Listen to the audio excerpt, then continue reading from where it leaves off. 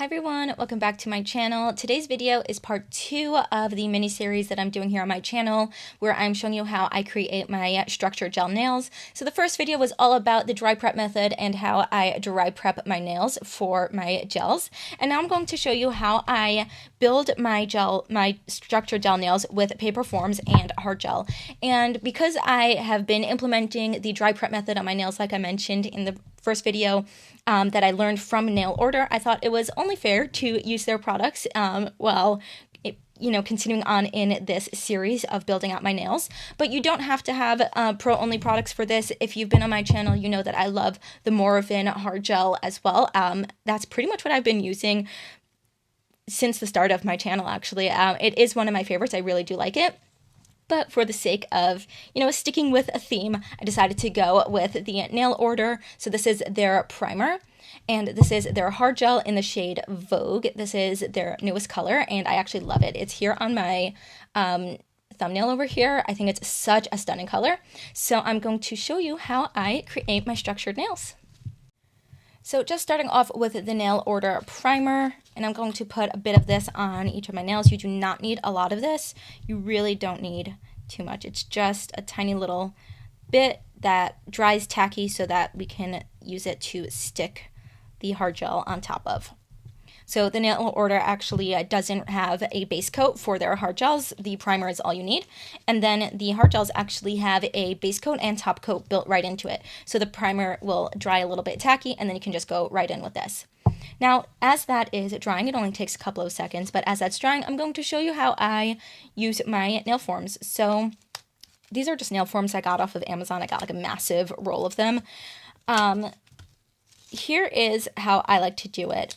So it comes like this when you open it up, and most of the time you will need to cut the form. That's why I have these small scissors here to fit your nail. The narrower your nail, the more you'll have to cut. You can see that this is like quite a wide and flat area for the nail to fit in, and this actually fits my thumbnails really nicely because my thumbnails are quite wide, but my other fingers, they're a bit narrower, so they tend to need a little bit of cutting. So what I'll do is I kind of line up my form with my nail here.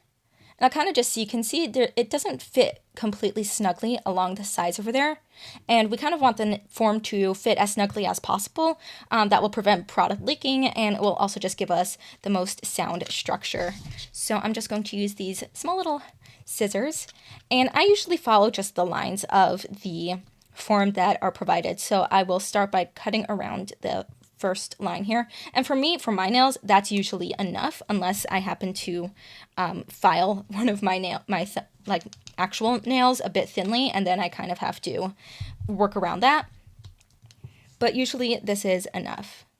And everyone's nails are going to be different. Everyone's fingers will fit forms differently. So that's kind of like the beauty of doing a sculpted nail like this, as opposed to using nail tips. You can really customize it to fit each individual nail, because even on, a person's own hands, like my own hands, none of my nails are not the same. These are definitely wider than my pinkies. And even on my two hands, this hand tends to be wider than these. These nails tend to be thinner. So when you are using forms and actually sculpting a nail custom to an individual person's fingers, that's when you can really just create a really custom experience. The nails will fit best, and that's why I've started actually preferring it. I used to do full cover tips, but they just didn't fit my nails well, and I felt like I needed to do something better because I would get lifting and stuff, and they just didn't fit my nails very well.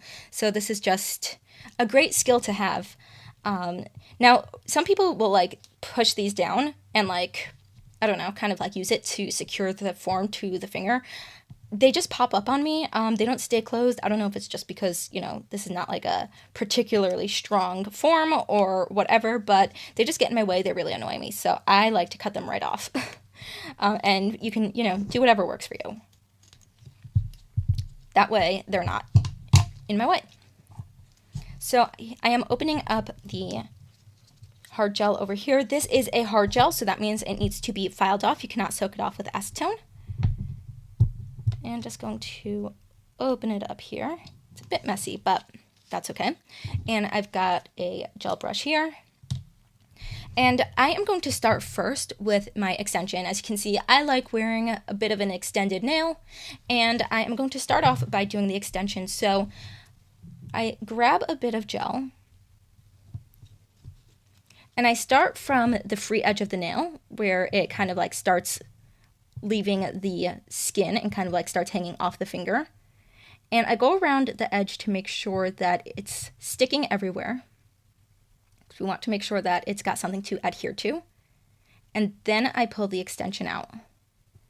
And I personally am a bit of like a aggressive filer. When I file my nails, I can sometimes go a little bit crazy.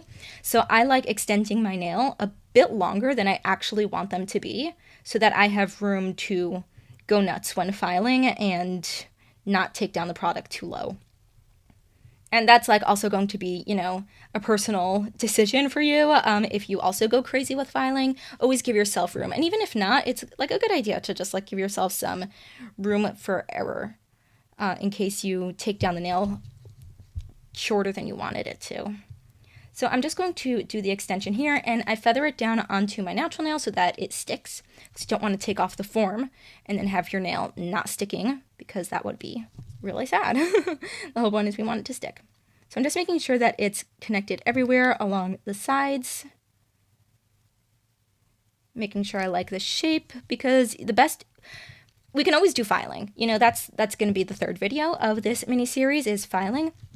And you can always file to whatever shape and whatever length you want, but the better you create your structure initially, the less filing you have to do and the less wasted product you end up with.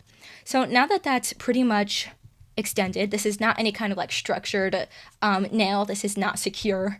This is super, super thin, and there is no strength whatsoever. It'll break instantly if you go too crazy with it.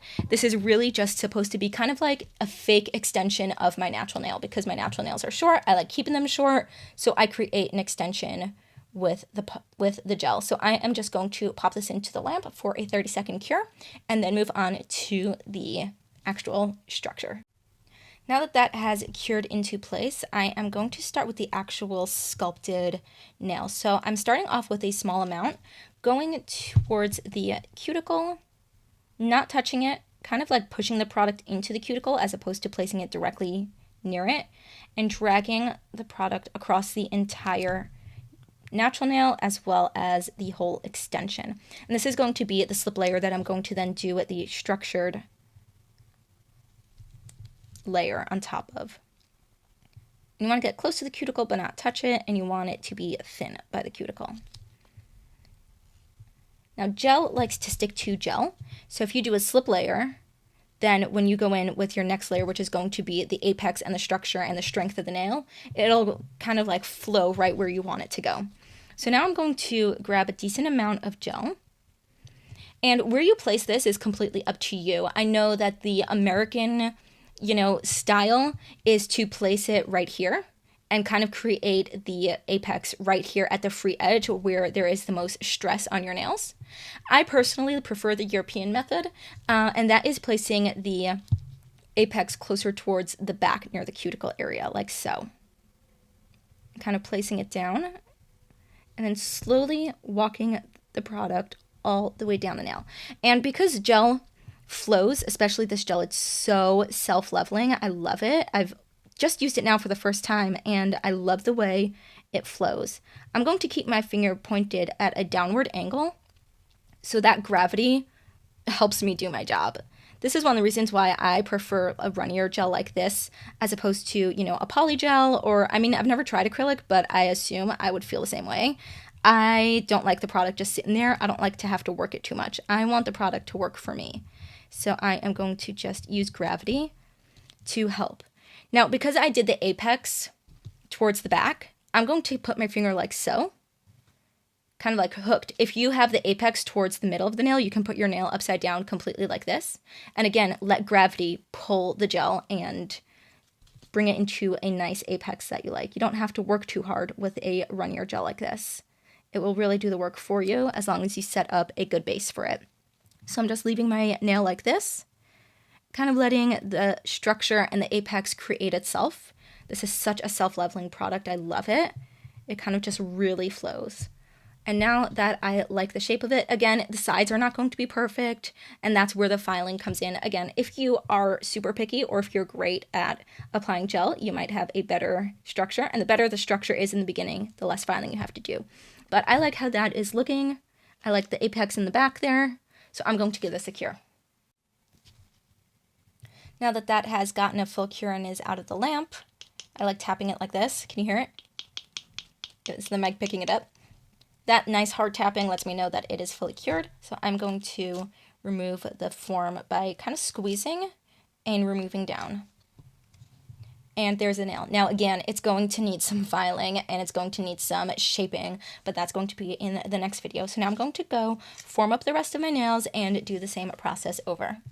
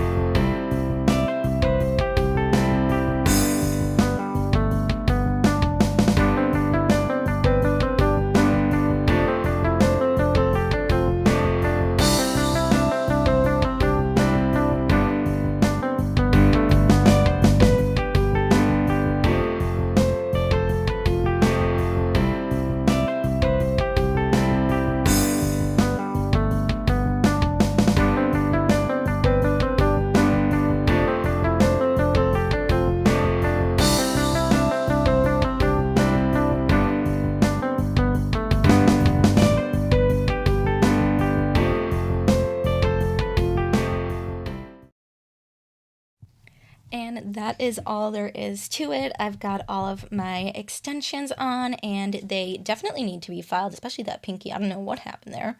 Went a little overboard, but that's why I give myself room for filing. So if you want to see how I file up these nails into my typical coffin shape that I love, then stick around for the next video in this series.